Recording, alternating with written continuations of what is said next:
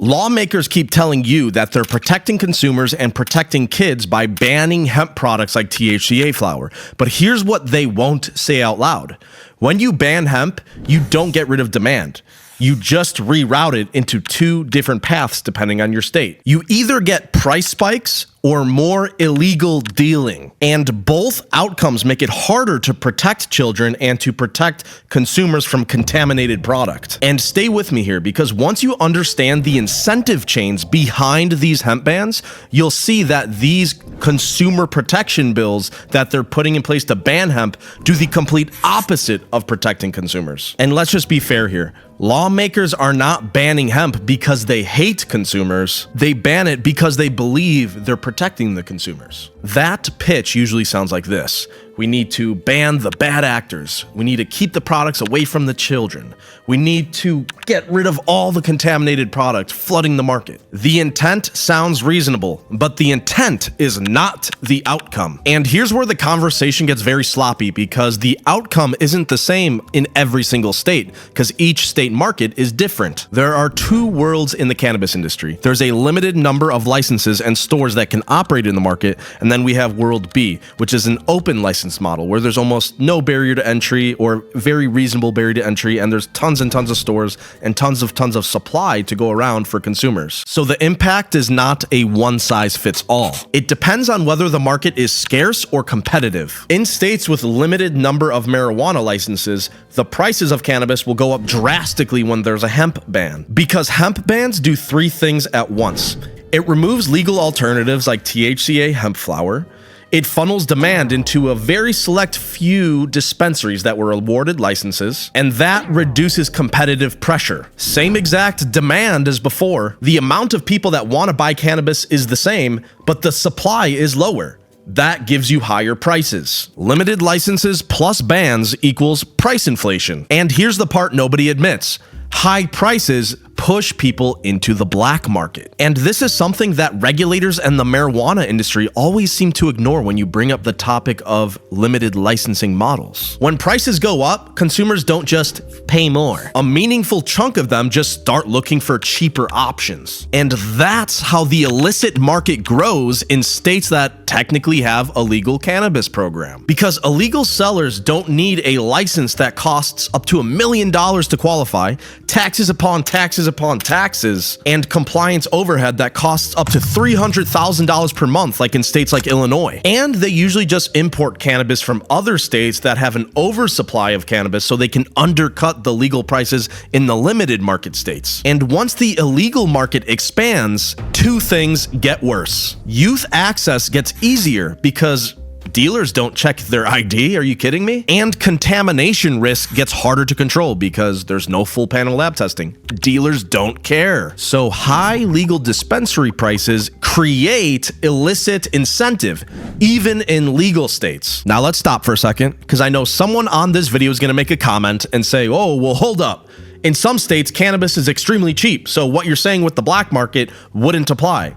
That's correct. In more open competition models, prices trend lower because there's more supply and more businesses selling the same product, which almost eliminates the incentive structure for an illicit market to even appear in the first place. You'll see this in states like Michigan, California, Oregon. Not saying all those states are perfect, just some examples. So when the legal option is reasonably priced and accessible, it squeezes the business model out of the hands of illicit sellers. But what happens in states that have no legal cannabis program at all? Here's the reality that lawmakers avoid. In states that do have recreational cannabis, hemp products become the pressure release valve, the more cheaper, widely accessible alternative. But in states that don't have legal dispensaries and you ban hemp, what is their legal alternative?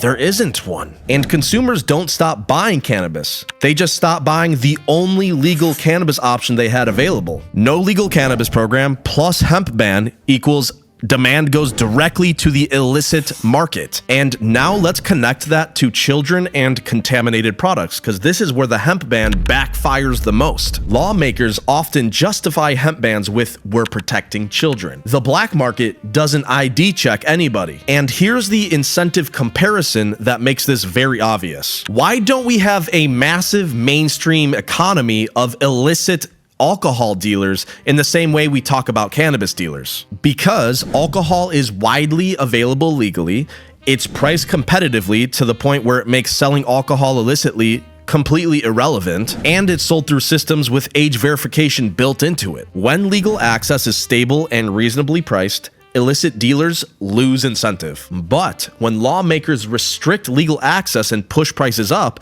that creates a profitable gap for illicit dealers to make money in. And that profitable gap is exactly what causes the illicit market to grow. Banning hemp increases illicit incentive. That makes youth access harder to control, not easier. It also makes contamination and consumer safety impossible to control. If lawmakers want fewer contaminated products, a blanket ban on hemp is not the right tool. Legal channels can require lab testing, age verification, product recalls, enforcement against specific bad actors that don't follow the rules. Illicit channels don't require any of that. So bans don't remove the risk. They just remove oversight from products people are going to buy anyways. Risk doesn't disappear.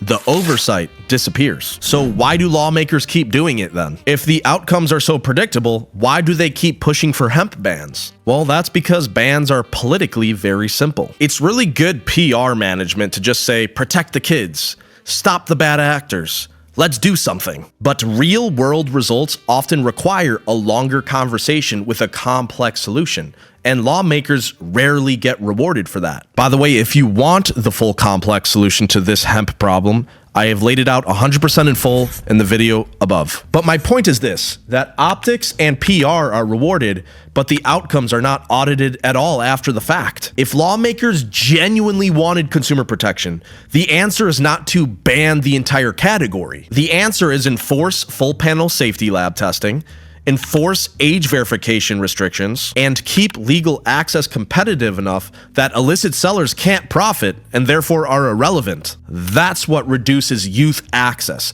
That's what reduces contamination. That's what protects consumers. Regulation plus competition defeats the black market. Well, lawmakers still believe that banning hemp helps consumers. But what it really does is just reroute demand into worse outcomes. In limited license states, cannabis prices go up, and the illicit market grows as a result of that. In states without legal cannabis dispensaries, the default is just the black market. But in both cases, lawmakers end up increasing incentive for illegal dealers, and therefore makes youth access and contaminated products harder to control. So if the goal is consumer safety, banning hemp is not the answer. It doesn't protect consumers, it just hurts them. By the way, if you want to keep hemp legal and continue to have real cannabis legalization, go to myhealthyusa.org. They have a free tool and email template so you can contact your lawmakers in literally 10 seconds. I'm not asking you to write a book or write them a long super email. It's literally already done for you. Just go to the website, you know what I mean? And if you want to protect our kids and remove the black market entirely, go to myhealthyusa.org, fill out the template, takes 10 seconds, and you can help unban hemp for free, because in 2026, they are planning to stop allowing us to sell THCA and kill an entire industry. So hope you enjoyed that video. If you want to watch any of my other videos, they should be around here somewhere. Watch them. They're very important. Have a great day.